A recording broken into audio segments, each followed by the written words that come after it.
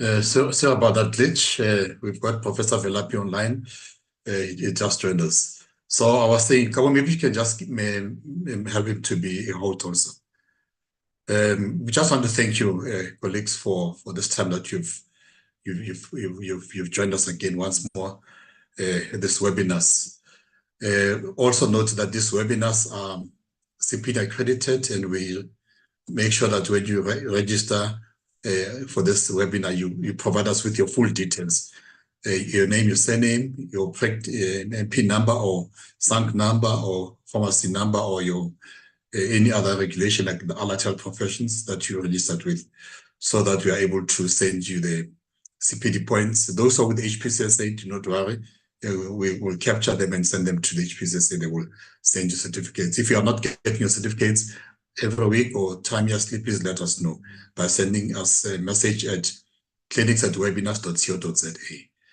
And this evening, we also note that these webinars are also streamed live on YouTube. If you are struggling to log in via Zoom, you can always go to YouTube. And so this evening, we're glad to welcome Professor Sithembiso Velaphi, who is the Clinical Head of Department of Pediatrics and Child Health at Chris Hani Baragwanath Academic Hospital, and also Professor of Pediatrics with the University of the Witwatersrand.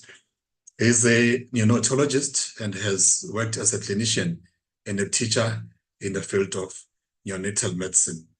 And so this evening, we're excited to have him once more back with us to come and talk to us about necrotizing and Onje, where is this thing? And what did I say? I received the link for the... Please, can we mute Kamu? I don't know. Hey. Go.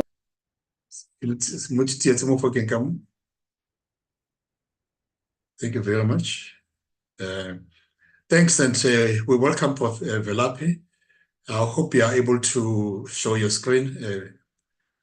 Prof. Kamu, if you can unmute him and help him to share his screen.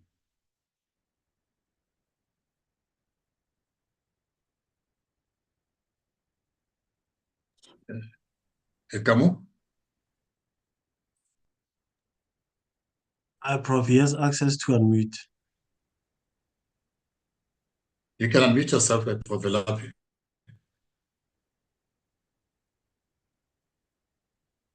We battled a little bit, colleagues, earlier on with the link for Professor Velaphi, and so he was not able to, so he had to leave the webinar and rejoin. But I see that he has rejoined us. Dr. Bila, I think it's best that... let me speak to him. Prof? Hello, can you... Yeah. Oh, yeah, there you are. Yeah. Yes, can you hear me? Yeah, we can hear you very well. So you can load your presentation.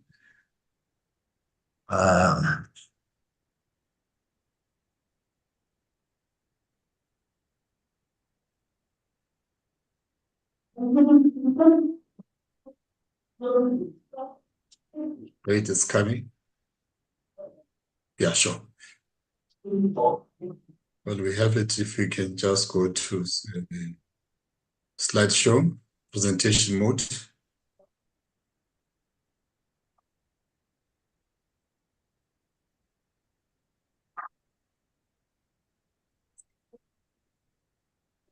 Can you see my presentation? Yes. Right. Yeah, we can see it. Yeah. Yeah, we can see it now. Sure. Thank you. We've done the introductions. Okay. No, thank you and good evening, colleagues, and thank you for the opportunity to come and present this talk to the two colleagues. Now, as a part of the introduction, necrotizing enterocolitis, which I will subsequently call it NEC from now on, is an intestinal disorder characterized by intestinal inflammation and necrosis. And it actually is one of the most common GIT emergencies in neonatal care. And it affects 5 to 10% of low birth weight infants and commonly occurs in preterm infants. Actually, about 90% of cases of NEC occur in preterm infants. And the risk of NEC is proportional to birth weight and gestational age. So the smaller the baby is, or the earlier the gestation, the higher the risk of these babies developing NEC. And the mortality rate varies from 10 to 40%. Some papers go up to 50%. So it is associated with quite high mortality. Now, when you look at the pathophysiology, the pathogenesis is multifactorial in the sense that it's not just one factor that you have, but one common underlying factor is prematurity. And then the other factors that will go with the pathophysiology as that will lead to the NEC is where you've got impaired intestinal oxygen delivery, or you've got a microbial dysbiosis, or you are feeding the baby. So those are some of the factors that usually then will go with the prematurity. But why is a preterm baby at risk? One is related to the intestinal immaturity, both in terms of internally around the layers of the epithelium, whereas either in terms of the amount of acid that is usually kills your bacteria in the stomach, that acid is low in terms of the pH, or talking about the pH. And number two, if you look at the mucin or the mucus that protects the layer of the epithelium of the gut, you don't have enough of that because you've got low numbers of Paneth cells that usually secrete your mucus. And also in terms of your barrier, you tend to have some gap junctions which allow a translocation of bacteria. And then intestinal immunity is another abnormality. Actually, talking about intestinal immunity, when you look at the preterm babies, they've got high levels of what we call toll-like receptors. And those toll-like receptors, they can bind to bacteria and cause inflammation, or even things like feet, things like hypoxia seem to activate those toll-like receptors, which will lead to inflammation. So the smaller the baby is, the more likely to have higher levels of toll-like receptors. And those toll-like receptors, they decrease with age. So that's why the other reason why these premature babies are at risk of developing NEC. So if you look at this picture, you can see on the normal side that you've got your mucus, which is that thick bluish layer. I hope that's the right color. And then you've got a number of IgA that protects the gut. That's what you have normally. But in preterm babies, you might have low levels of IgA, and then you've got low level of mucus. And then you've got then dysbiosis, the immature immune system, and then problem of perfusion. All these happens and stimulate the TLR4, the toll-like receptors, which will lead to inflammation and damage and necrosis of the gut and having apoptosis. So these are some of the mechanisms that lead to the NEC and the damage of the gut. Now, looking at the risk factors, it's a long list of risk factors, but again, you can see the prematurity high up at the top. And again, as I've mentioned, is also you might have disruption of the mucosal barrier, dysbiosis, where you've got these organisms that are coming in with a negative effect instead of having bacteria that are normally protective. So that dysbiosis of the microbiota becomes a risk factor. And then impaired immunity, I've highlighted that enteral feeds, especially if you're giving milk that is not breast milk. Chorioamnionitis, the other conditions that put these babies at risk of NEC, like congenital heart disease, those patients with fetal growth restriction, hypoxia, as I've mentioned. Anemia transfusion has been associated with the NEC, but I think there's still a debate about that as to what is the mechanism around that. It could be related to one, that you've got anemia, and therefore that anemia increases the risk of having hypoxic episodes and therefore develop NEC. Or it could be related to the blood transfusion itself, but some studies have not been consistent in terms of showing NEC related to blood transfusion. Of course, blood transfusion NEC usually is NEC that occurs within 48 hours post-transfusion. So there are some studies that are going on looking at the use at blood transfusion and NEC. And then the other part is whether when you are transfusing a preterm baby for anemia, should you be feeding that baby or should you not feed? Again, looking at the studies, whether feeding or without feeding, they have results that are contradictory. Some saying feeding does cause a problem if you're feeding a baby. If you are transfusing a baby and you are feeding that baby at the same time. So all these are risk factors, and sometimes they occur in combination or they occur as single factors.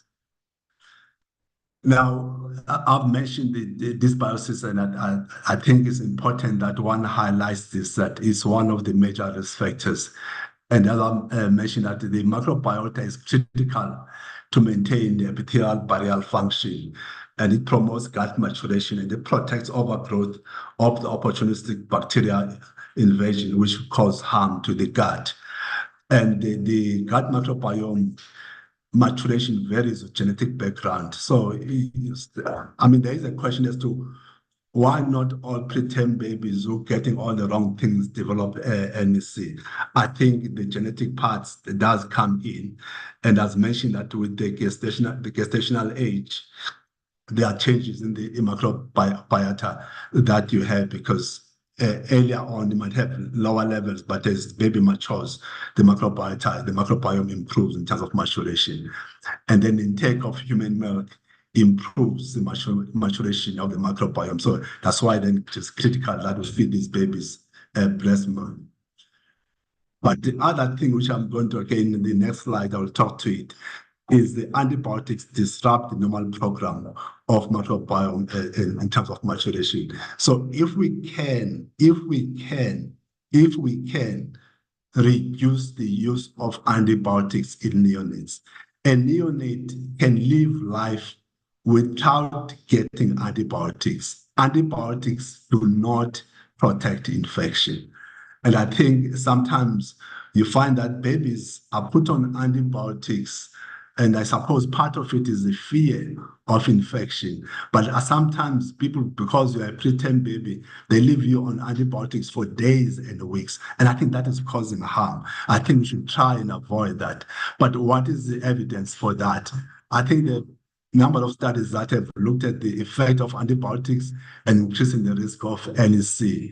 And I think the earlier study was in 2011, and again in 2018, a study that showed a similar effect, that when they looked at prolonged use of empiric antibiotics, and they looked at the combined composite outcome of NEC, late onset sepsis and death after a day of life of 7 days.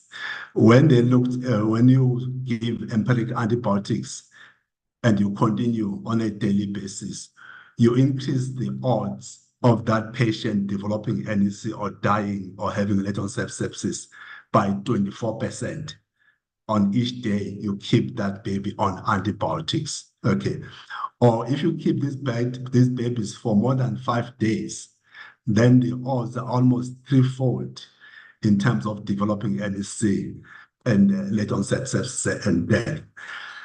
And again, it's a similar kind of study where they looked at antibiotic use in NEC or death or sepsis after 14 days of life. Again, you increase the odds of that patient developing these composite outcomes by 47% on a daily basis if you continue using antibiotics. So I think if there's any message that you want to take from this talk, reduce the use of antibiotics in preterm babies.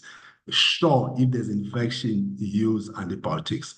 But in the absence of infection, or even if you suspect infection, as soon as you have excluded the infection, which by most of the time, by day 2, day 3, we should have excluded infection because the clinical signs have shown up or have improved, or the blood cultures are negative. So we should reduce the use of antibiotics.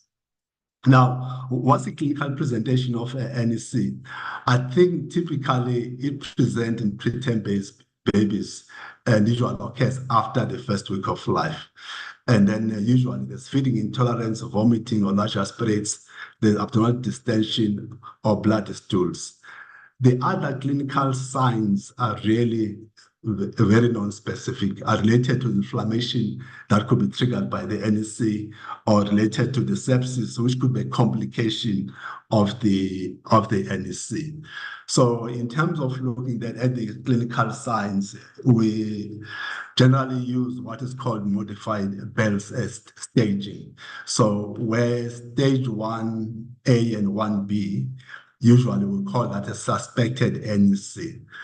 In terms of intestinal signs, stage 1A or B, they usually will have some signs. 1A, they'll have some mild abdominal distension, and you might not see the blood, it might be occult blood in the stools. And then in terms of do x-rays on those babies, they are normal or they've got mild alias. And then the systemic signs, they might have temperature instability, apnea. So the difference between 1A and 1B is that they've got gross blood stools, but the radiological signs is just mild ileus. Hence, these patients are called suspected, and many of these patients actually might not have NEC. And actually, there's a debate whether Bell staging should be used the way it is. Because if you use the Bell staging and you look at the sensitivity of Bell staging, in patients who have gone to theater and have been confirmed with NEC on pathology, the Bell staging is not that sensitive when you look at that generally in terms of the NEC. So the use of Bell staging has also been questioned the way it is.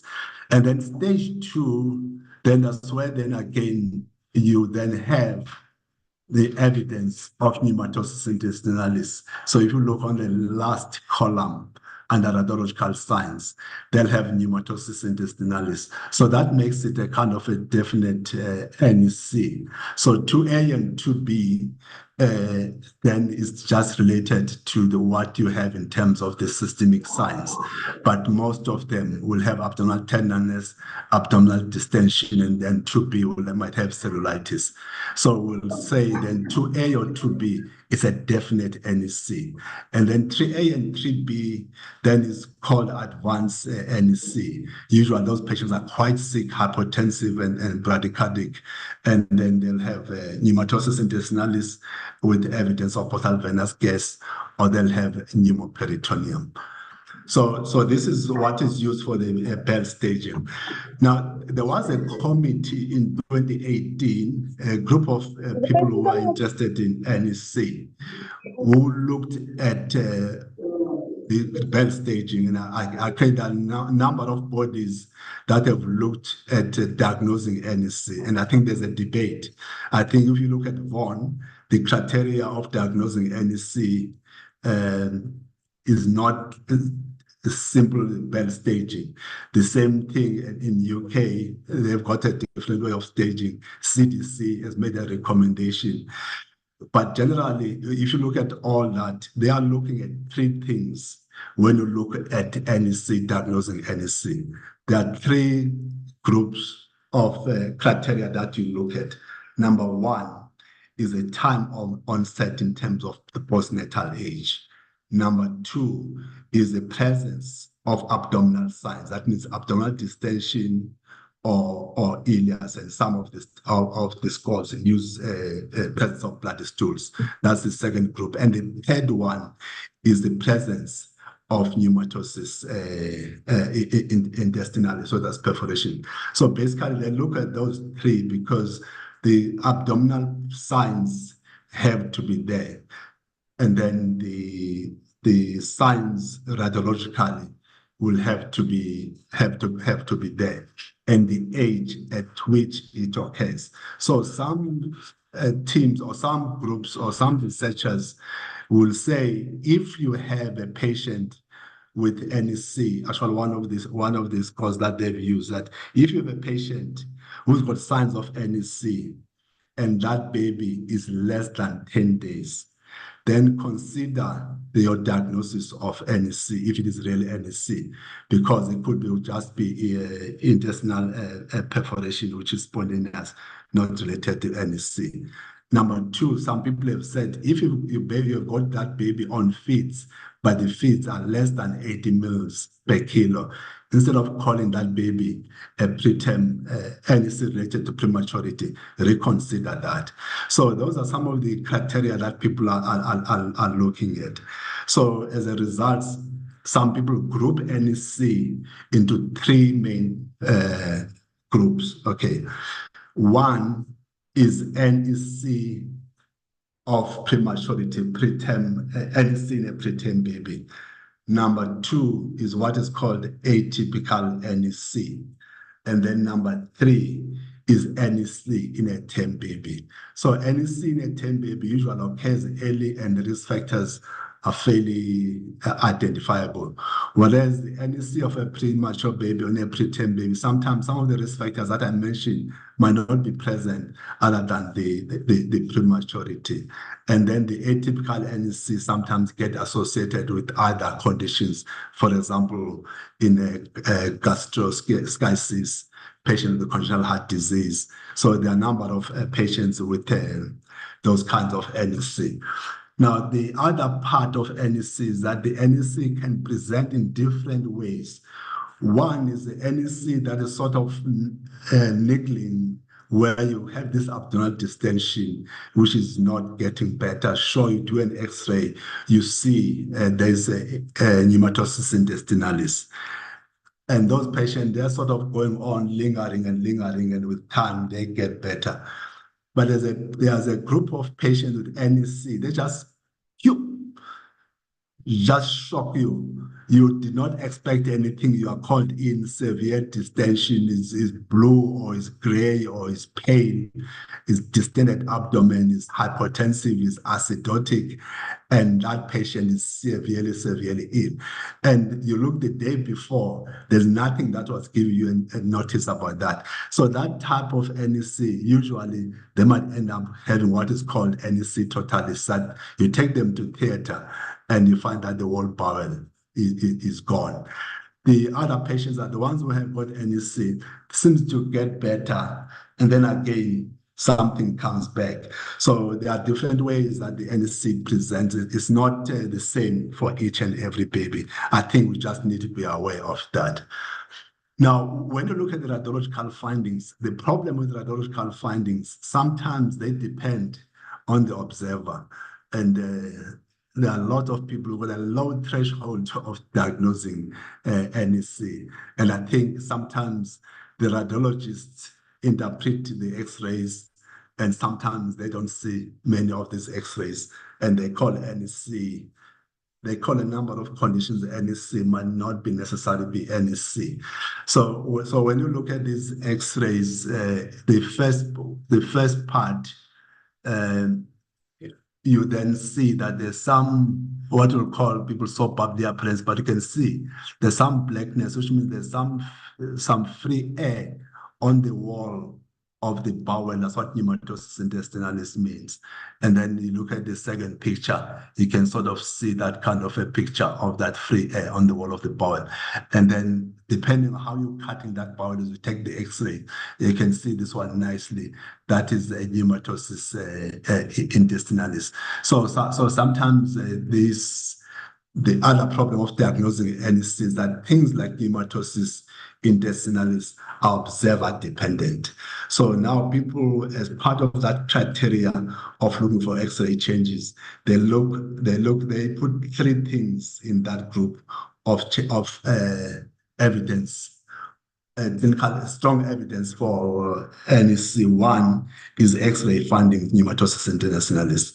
Number two is ultrasound changes. And then number 3, if you take that patient to theater, do you find evidence of NEC? And if you send it for histopathology, because sometimes the clinical science might not have a good sensitivity of diagnosing NEC. So it's important that if you can, when the surgeons take these patients to theater, let them send the tissue specimen for histopathology. Now, when you've got a patient with perforation, what is called advanced NEC, then you then have signs that suggest free air. So one, the first panel of X-rays. Dr. Bila, I'm sitting here by myself, I'm talking to myself. Can I just check if people can still hear me? Now we can hear you very well. They were just worried okay. about the slides, but the slides were moving. You were actually going through the bell staging line by line, column by column. They thought you were stuck, but you're not actually stuck. You were going through that bell staging very well. So, okay, no, just must always check with this webinar things. Okay, so now if you look at the first X-ray, first panel, you can see that there's air under the diaphragm. You can see there's a line of the diaphragm. You can see the liver there, and then you can see there's air between the liver and the diaphragm, and you can see it's crossing there, which means it's above the liver. So there's also, if you look close, there's also some evidence of pneumatosis intestinalis. And I think it's also important that when you've got this free air, also look for evidence of pneumatosis intestinalis, because if you don't see the pneumatosis intestinalis, then the question is, yes, we've got perforation, but is that perforation related to NEC? So here, this is a nice picture of free air under the diaphragm. The second picture, you see what is called a football sign. And I think many people actually find it difficult to understand because they look at the South African football and they say there's no football like this in South Africa. So here it's not about the abdomen being distended and filled up, looking like a ball. No, it's about this line, which is actually a falciform ligament. As you see, the falciform ligament attaches from the surface of the liver up to the abdominal wall. So you're seeing the air on the 2 sides of the falciform ligament. So it's called a football sign. And I think you can see that this is a football. It's not a rugby ball. So that is American football. So that is a line that is being referred as a football sign, because you can see air, which means you've seen that red, and then this white line, which is then the falciform ligament. So the other sign is called a regular sign, where because there's free air on in the peritoneum, and then in peritoneal cavity, and then there's air that you see in the bowel, and then you can see both sides, the double side wall of the gut. So that's called regular sign. So these 3 are all signs that will go with the pneumoperitoneum. That means there's free air in the bowel. So you've got the clinical presentation of this patient, you whatever you call it, whatever bell staging. And then if you do the X-rays, I think most of the time you will confirm, but most of the time you are suspecting you don't have the X-ray yet. So how do you manage these babies? So usually then these babies, if you're looking about the classical NEC, which occurs in preterm babies, usually a preterm baby or a low birth weight baby who have feeding intolerance, abdominal symptoms after initiation of feeds. And then I think you have then to do the workup, which would include your vital signs, including your blood pressure, your perfusion, and your sets. And you do your physical examination, you do your laboratories in terms of the full blood count, UNE and creatinine. You do your blood gas and see if they are acidotic, and do your CRP. And also you want to do your cultures, because you want to put this patient on antibiotics, and do your X-ray, both lateral decubitus and across the table and an AP. And then based on that, you then, once you get the results, you make a decision whether it is a suspected, definite, or advanced NEC. So whether it's suspected or definite or advanced NEC, you all going to rest that bowel. So keep the baby and NPOs on nil per mouth, and then put a nasogastric tube to decompress that stomach, decompress the gut, so that you can have a recovery and a better perfusion. And then you go to start on broad spectrum antibiotics, because they could be related to sepsis, or there could have been a translocation of the bacteria in the gut that have led to sepsis. And then once you have confirmed that's a definite NEC, or even the early NEC, if your x-rays are suspicious, then do your serial x-rays just to see whether they'll continue to get worse. And I think if it's a definite NEC, just get your surgical colleagues aware, so that they can have a follow-up on the patient. They can see what is happening in terms of the trends. And then advanced NEC, definitely those patients will require a surgery in addition to the other treatment that you would have given. Now, in terms of the management, I've added another column now in that Bell staging, which you didn't see earlier on. The antibiotics, then there's antibiotics in terms of duration. If it's a suspected, it says for 3 days. And then if it's a mild to moderate, it's 7 to 10 days, and then severe 10 to 14 days. The evidence for this, there's not much evidence for this duration of antibiotics. There's not much evidence that you must just use the duration of this duration of antibiotics because they've got NEC. But the logic behind it is that once you have that gut having been disrupted, you've got these signs that suggest inflammation and possible infection, including things like low platelets and abnormal cell white cell counts and all that. I think it's important that situation that you start the antibiotics. But for the suspected, by 3 days, you've got the results. You've got your culture results, clinical, you see what's happening to the patient. You've done your x-rays. So by 3 days, you should be stopping antibiotics, even earlier, 48 hours, if you've got everything back. Again, the others of 7 to 10 days, I think for me, it does not have to be 7 to 10 days. Go clinical. What is happening to the patient clinically? What are your blood results? What are your cultures? And I think the same for the 10 to 14 days. So I think that 10 to 14 days to me can be 7 to 10 days. I think there's no reason for 10 to 14 days in the absence of the negative culture. So go clinically, look at the improvement, monitor your laboratory markers. So now there's been a debate about which antibiotics to use. So I think most people have argued that antibiotics must include anaerobic cover. But again, when you look at anaerobic cover in neonates as a problem as compared to adults, I think you see it more in bigger kids or adults, the problem with anaerobes.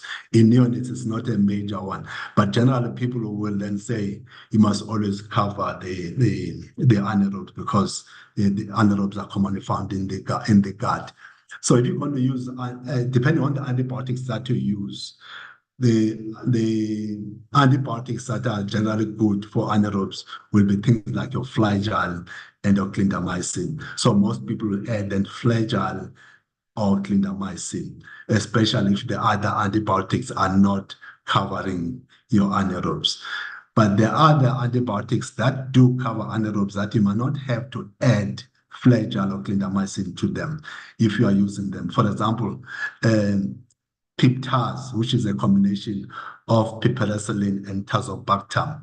It's got a relatively good cover for anaerobes. So if you're using Piptaz or tazocin, then you might not have to add the Flagyl or the clindamycin. Again, similar to meropenem. Meropenem, again, they don't have a similar cover like Flagyl, but they've got a relatively good cover for anaerobes. So if you're using meropenem, then you might not have to use Flagyl.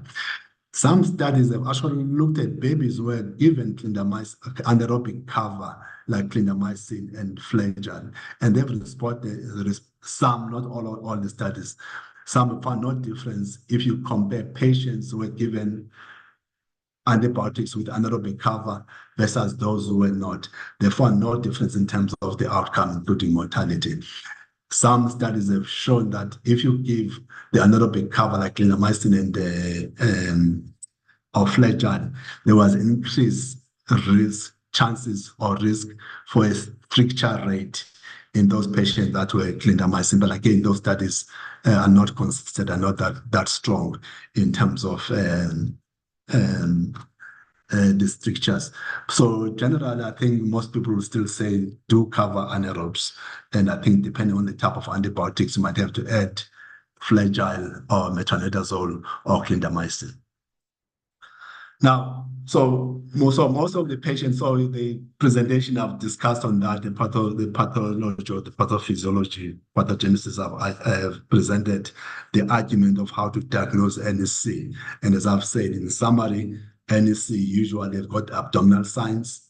Number two, you've got the X-ray changes, whether it's X-ray or sonography, you are using that. And then number three is the time of onset in terms of the presentation. So usually preterm babies, especially the smaller they are, they tend to present beyond the first week. If they occur within the first week, then reconsider a diagnosis of NSC. But if it's a term baby, then those might have NSC a bit earlier than the preterm babies. But here I'm just focusing on the NSC in a preterm baby. Now, we're going to keep these babies NPO and we don't feed them. I think then it becomes important that this thing of keep them NPO, for how long do you keep them NPO? 7 to 10 days, 10 days, 10 to 14 days. I think we just need to be careful about the effect of not feeding newborn babies or preterm babies, because they'll have, if you keep them NPO for too long, I don't know what is too long, but I think once you go more than 5 days, you have a problem. They can develop oral aversion and leading to delays in establishing normal suck and swallowing. They can develop, if you don't feed them, they'll develop mucus villus atrophy, dysbiosis, and then you've got the other bacteria growing and causing problems for the baby. And then, of course, because you're not feeding them, you have to put them on parenteral nutrition. You can't keep the baby NPO and you don't give parenteral nutrition and the required fluids. And again, the other major problem is that if you don't feed them, they can develop what is called intestinal failure-associated liver dysfunction, where you've got elevated levels of conjugated bilirubin, and you've also got high transaminases. And then again, if you're not feeding them, you have to put up a drip. And the drip tissues, you put another drip and another drip, increase the risk of infection. Or you might have to put a central line, especially if you're giving parenteral nutrition. And you might have then sepsis or infection related to this central line that you've put. So we must know that as we keeping these babies NPO as part of management of NSC, we need to say how long are we going to keep them NPO. If you want to keep them NPO, we must say there are dangers of keeping that. We need to keep on reassessing that patient. So as I've mentioned, that the duration of this bowel rest is debatable. So there's a study that looked at patients who were kept NPO, and I think there's a reason for keeping these babies NPO is to allow the gut to heal, and also there's a fear that if you feed, they can develop recurrent NSC. So, but looking at the survey that looked at the babies, what people were doing in terms of keeping them NPO or when to start feeds. So some people will say, if you look at medical NSC, 41% will keep them NPO for 7 days, 49% for 10 days. But look at some of the patients with surgical NSC, because people are arguing that now that you've removed the bowel that is affected, then you can even start earlier. Some people start these babies, keep them NPO for 5 to 7%, 46%, 42% beyond 7 days. Look, I mean, some people, less than 5 days, they are starting the feeds in some of these babies. So the question of the duration of bowel rest is debatable as to what is that time. So how do we know how long to stop to keep these babies NPO? Then I think it should go clinically. You should keep on assessing these babies, whether are they not ready to be fed, okay? Or because the reason of healing process, how long that takes, does it take 72 hours to heal? Does it take 7 days? But I think let's go clinical. If you go clinically, then what we should be doing for these babies, you look at normalization of clinical signs and symptoms. The one, look at the gastric output. If you put a feeding tube, not a feeding tube, you are having gastric aspirator, or you put free drainage. What is the output? what's the color of that output? Listen for bowel sounds. Is the patient passing stools? So it is best the patient is not vomiting, it doesn't have large aspirates, and then even if the aspirates is small, they are not bilious, they are not bloody. Abdomen is not distended, non-tender, good bowel sounds, is passing stools. Start that baby on feeds. Start the baby on feeds. Don't be stuck on 7 to 10 days. Assess this baby. Say, is there normalization in terms of the function of the gut? The passage of stool one is debatable because if you're not feeding them for some time, they might not be passing stools because of that. But again, in addition to that, look at stabilization of the general health. If they are still requiring anotropes and all that, then I'll be reluctant to start feeds on those babies because then you still have a problem of perfusion. And then, of course, you can look at the x-rays, repeat your x-rays and see there's some resolution of the lateral health findings. So to me, one should use this as a guide as to when should I start feeds once after diagnosing a patient with NSC. Now in terms of the feeding tolerance, how long are you going to, which babies are going to respond to your feeding once you start feeding them? I think it's the initiation of the feeds. I think if you the sooner you start feeds before they develop villus atrophy, you're less likely to have problems, because once they develop villus atrophy, when you start feeds, you're going to have problems of feeding intolerance. So people are recommending starting early in terms of the feeding first 7 days. And again, the feeding problems also be related to the length of remaining bowel and also to the retention of the ileocecal valve. And I think we often talk about the short bowel syndrome. I think the short bowel syndrome, I don't know if there's anyone in terms of the surgical side or GIT specialist who can talk to that. But I think once you have removed more than 50% of the gut, and part of that removal includes the ileum, you then have a risk of developing a short bowel syndrome. But some of these preterm babies, you might remove quite a large amount of bowel, but they are able to recover and get back to normal feeding. So some patients with about 30% of bowel remaining might still have to recover depending on how small they are when you remove the gut, because if they are still very preterm, that gut might still grow. So that the feeding tolerance then will also be affected by this. So the nutrition during and post NEC, I think definitely once you keep the NPO, you put them on TPN, and then you want to give calories of 90 to 110 kilocalories per kilo per day if they are on TPN. The protein, especially the small ones, 3.5 to 4 grams per kilo per day. The fat, 3 to 4 grams per kilo per day. Now, when it comes to fat, there's a recommendation that then you give them fat, what is called fish oil containing lipids, rather than the one that are based on soybean oil. The reason being that the fish oil containing lipids tend to prevent the intestinal failure-associated liver disease because of their anti-inflammatory profile. Whereas the soya-based oil lipids, they've got a pro-inflammatory profile. And I think there was a nice review on this topic of liver disease related to post-NSO or related to TPN, I think a year or two ago. And then again, you need to make sure that you give them adequate glucose in terms of building up the calories. And just be aware that when you're giving them on TPN, the macronutrients might not be adequate in things like phosphate and calcium. You might have to look at that closely. And of course, if you give them you start feeding them, then calories and then are different, 110 to 135, and the protein 3.5 to 4.5. And then as soon as you finish with post-NSC, you want to continue with enteral feeds. And you start feeds at 20 mils per kilo per day. So it's one group of babies that we might be worried about start slow.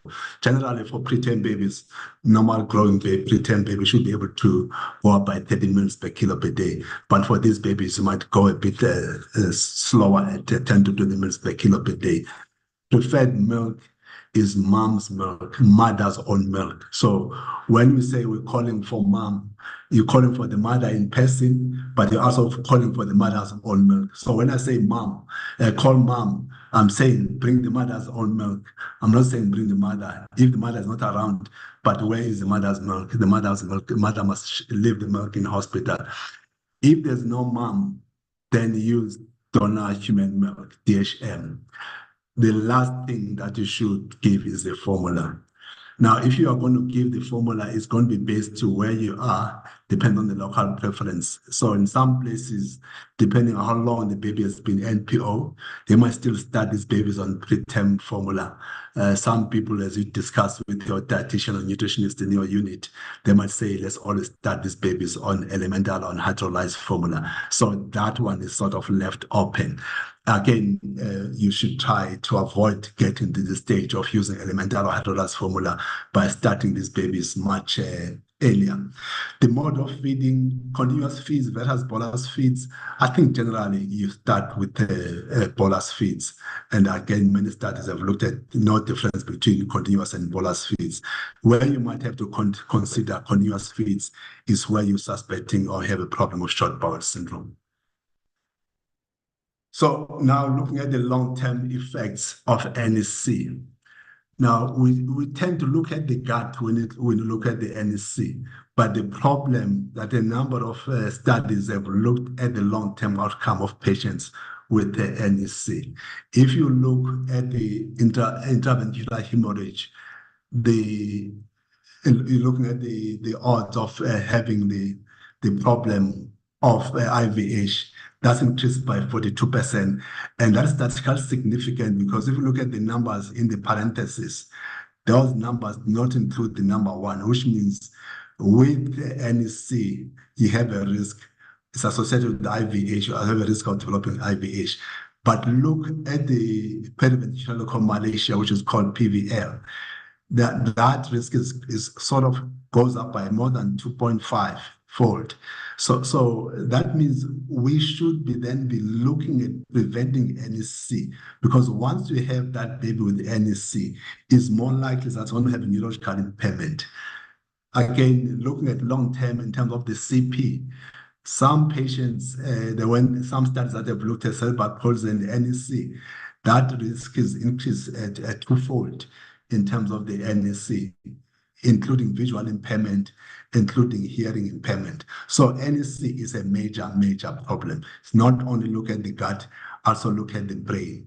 Okay, and then if you look at surgical and medical NEC, surgical NEC is also worse in terms of CP and in terms of neurological impairment, including visual impairment, where a few studies that looked at hearing, but they did not see much difference. So what I'm highlighting in this paper, in this meta-analysis, is the effect of NEC on neurological development. What is the mechanism? So there's what is called a gut-brain crosstalk. So there's that a combination. That's why the gastroenterologist usually go with neurologist. So I mean, if you look then in terms of what you have with NEC, you have inflammation. Once you have that inflammation, those cytokines that get released, they go and cross the blood-brain barrier or lead to a damage in the blood-brain barrier and go in and activate all these mediators of brain injury, including activating the microglia and things, some of them leading to hypomyelination. So there is strong scientific evidence relating the NEC and the question of brain damage. So I think we should be careful about the NEC. The main way is to prevent it and manage accordingly. Okay, so again, this is going backwards. So important is to prevent NEC. How to prevent NEC? The breast milk should be the way to do it. If you feed these babies formula feed exclusively, they are 6 to 10 times more likely to develop NEC than if you give them a breast milk. Even if you don't have adequate breast milk, Don't say, because I don't have adequate breast milk, I'm not going to give the baby. Give the baby whatever breast milk that you can get from that mother. Okay. If you can't get the breast milk, get donor breast milk. If you can't get donor breast milk, then sometimes you don't have a choice. You'll have the formula. But whatever breast milk you have, give it. Because if you give breast milk, and even if you are given the formula, although the risk is still increased with that use of formula, but the risk is less, sort of increased by 2 to 3-fold versus 6 to 10 times by using the formula exclusively. Again, antimicrobial stewardship in our units becomes important, because then if we don't use less antibiotics, then we have a less problem of dysbiosis. Avoid acid blockade therapies, because as I said, the pH plays a role, because if you've got acidic pH in the gut, it can kill the bacteria. But if you take away that, then the bacteria it's easy for them to go in. There are some studies that have been looking at probiotics, some positive, some negative. There are some countries that are using probiotics, or some units that are using probiotics.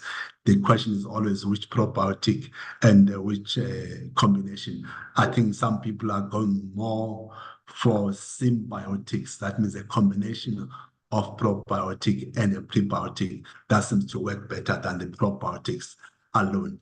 Monitoring for early signs of sepsis, one of the things that also of NSC, one of the things that we often do is monitoring for gastric aspirates. But does this make a difference? Is there evidence to support that? I think there are some studies that have questioned the use of gastric aspirates. So I think the breast milk, just to highlight here, it improves the gut barrier function. What you have in the breast milk, the human milk, oligosaccharides, all the other things that you have in breast milk, your glutamine, your zinc, your vitamin A, your vitamin D, they help in making sure that you've got good tight junctions. So you have your breast milk helping in terms of the gut barrier function.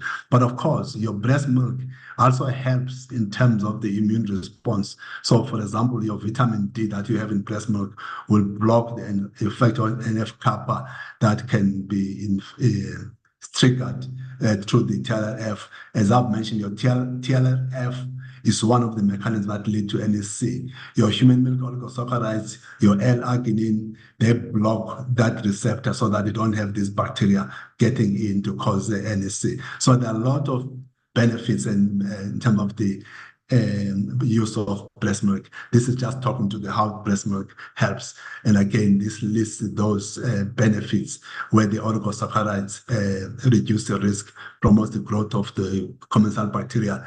Your casein and triglycerides increase your Paneth and your global cells, and therefore more mucus being produced and protecting. Lysozyme, that is antibacterial activity. Lactoferrin also has got that bacterial activity, antibacterial activity.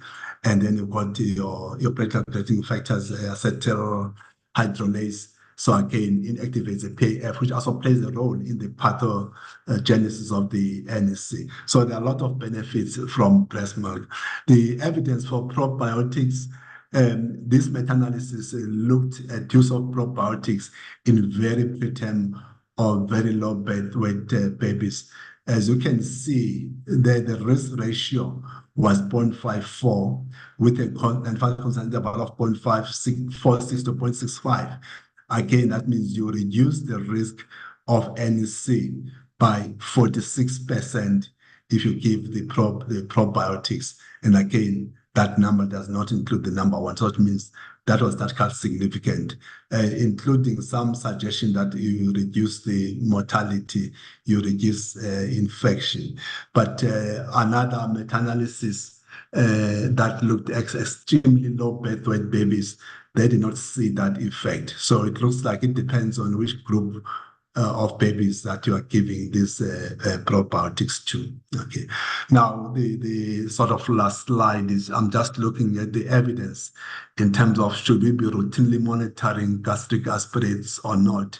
So if you monitor gastric aspirates, it doesn't seem to reduce the NSC. And also if you do the gastric aspirates, people tend to delay feeding. And then, so there's a question as to whether there is a benefit in terms of doing the gastric aspirations monitoring to pick up early signs of NEC. So in conclusion, NEC remains a relatively common condition in preterm infants. I'm not sure how that home came about. I think it's time for me to go home. That is what is called a type 3 error in statistics. I don't know how I got that home. I was thinking about home. So, but NEC is associated with high mortality and skeletal morbidity, including neurodevelopmental impairment. I think I've shown you slides that says neurodevelopmental impairment is a major problem in patients with NEC. So its incidence can be significantly reduced through changing our practices in our maternity and natal units. Of course, one needs to prevent preterm births.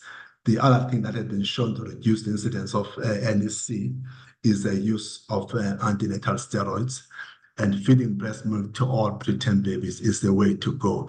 Limit unnecessary use of antibiotics. And all neonates with NEC must have a nutritional assessment and be closely monitored for growth during the hospital stay, and have a follow-up for growth and neurodevelopmental assessment post-discharge. I thank you, Chair.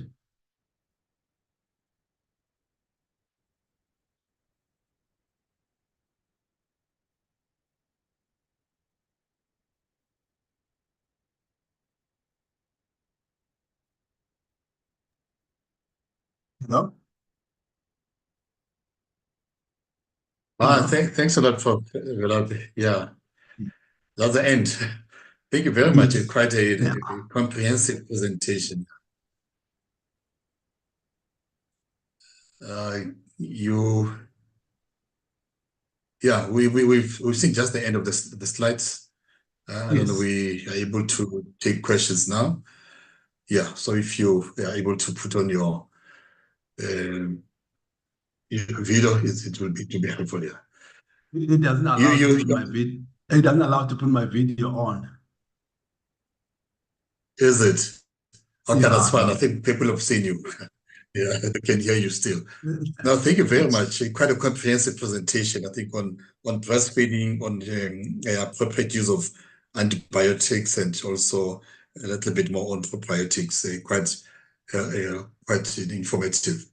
One of the first question that we have is, I think it was there. I don't know what happened to it. I'll go to Joanna Musime first. I note the attendance of South African breast milk reserve CO station. I think, or she's acknowledging the attendance of the breast milk reserve CEO, Stasha. Welcome, Stasha. Thanks to Ms. J for making us aware of this. And she says, great work, I must say, for the subject and that discussion. I think just emphasizing the fact that you spoke a lot about breast milk, the importance of breast milk, which is something that we overlook, and which has been emphasized by both pediatricians and also the dietitians. The second question is there an age limit on which one can make a diagnosis of NEC?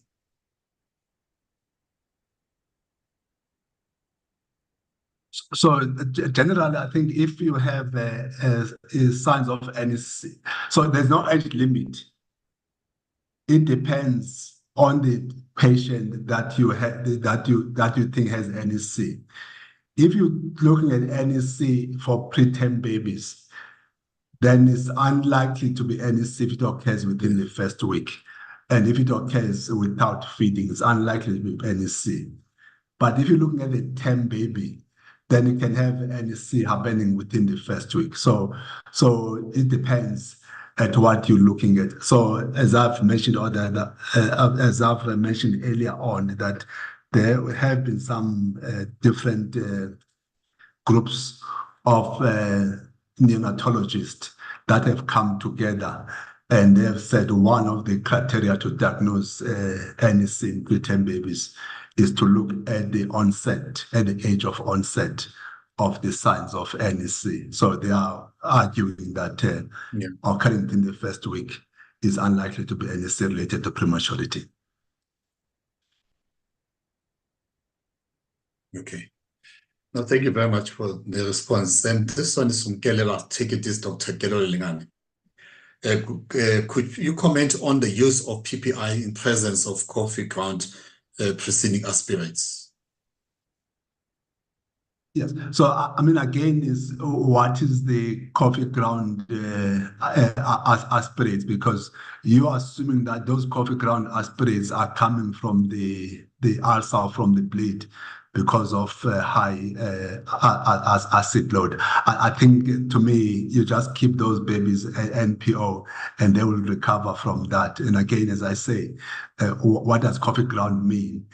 Coffee ground in a baby whose few days post-delivery, it could be old, swallowed the mother's blood in related to that, or was a baby having a bleed somewhere that he swallowed the blood that gave you that coffee ground picture. So no, I would not use PPI because of coffee ground aspirates. Thank you. I'm going to check if it's Stasha from the Breastfeeding Association who has a word to say. South African Breast Milk Reserve. Stasha, you want to make a comment now that we spoke about breast milk and you are here? The platform is there to convey the message that the body wants to say. Good evening. Thank you very much. And thank you for the wonderful presentation, Prof. Velaphi. I just would like to make everyone aware that we run the South African Breast Milk Reserve. We have been supplying humanitarian human milk banking services to the hospitals nationwide. So you are welcome to contact us for any of your needs. I have put the contact details in the chat, and if anybody wants to go further into collecting donated breast milk or supporting their wards with donated breast milk, they're most welcome to be in touch with us. All the breast milk goes through very stringent quality procedures, and thus far we have supplied donated breast milk to 45,000 premature babies in 20 years. So we hope that we can make a contribution further. Thank you.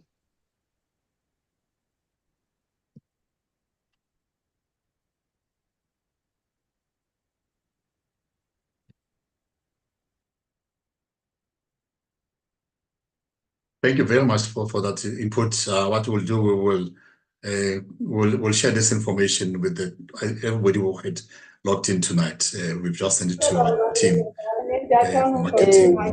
We'll do so. Colleagues, we had quite a comprehensive presentation this evening. If you can just mute the other person who's, I don't know who it is, so you can help us, Kamo. So yeah, we just want to thank you for Velaphi. I think we had one of the highest, I think, ever participants, more than 527 at some stage who had logged in to this webinar. So yeah, but before I close, I'm going to ask Professor Makunyana, who's a member of the REST committee, just to do some closing remarks for us before we bid you goodbye. Thanks, Professor Makunyana. Thank you very much, Dr. Bila. On behalf of the clinics group and also the risk committee that I am a member of, together with Professor Velaphi, I would like to take this opportunity to thank you very much, Prof. Velaphi, for this wonderful and informative, really comprehensive presentation on necrotizing enterocolitis, which I'm sure the attendants have, and everyone, the attendees have found it very useful. Thank you very much for it, and for the team in clinics for having made this webinar possible. You have outdone yourself once more, and we really appreciate your hard work. Thank you very much, everyone, and over to you, Dr. Bila. Thanks a lot, Prof. Makunyan, and thanks, colleagues. We will see again next week quite an informative session. Prof. Velaphi, there was so much detail in this presentation. I wonder if you don't mind. I know some colleagues always ask us for this presentations, if you'll be able to share this with those who are locked in, perhaps in a PDF format, if it's okay. Yes. That will I will do. Okay, thank you very much. Thanks a lot, Prof, and thanks everyone, and thanks for joining us this evening, and have a good evening. Okay, thanks. Good evening, and bye. Thanks, Dr. Kabila. Bye. Bye. Thanks, Gilbert. Good. Bye-bye.